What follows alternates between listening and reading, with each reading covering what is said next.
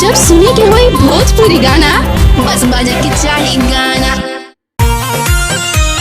बोला बोला छठी मैया की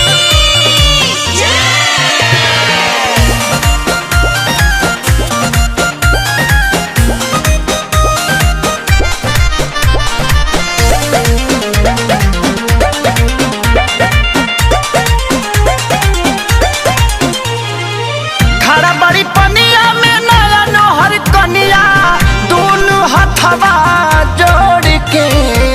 खड़ा बड़ी पनिया में नया नोहर कनिया दोनों हथवा जोड़ के। हाली से लहली दिखाई सूरज देव भोर के। हाली से लहली दिखाई सूरज देव भोर के। बोला बोला सूरज देव की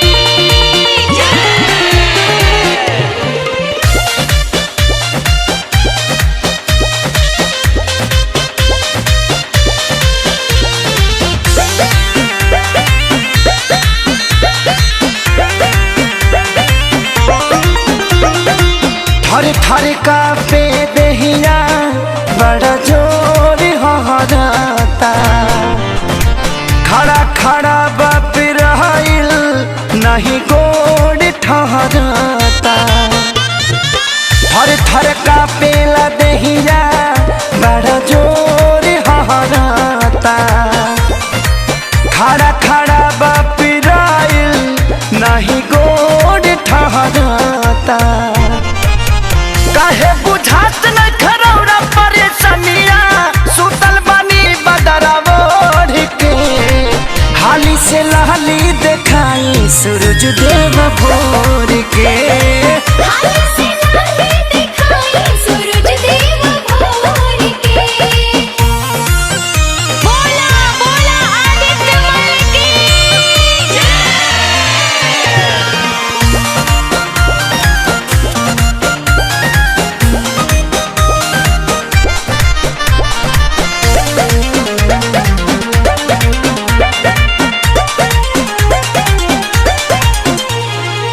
बरती सभा करता अगोरा वाल हो।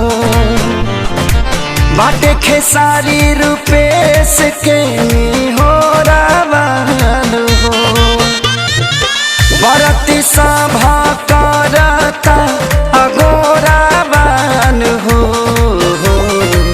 बाटे खेसारी रूपेश के हो रावाल हो।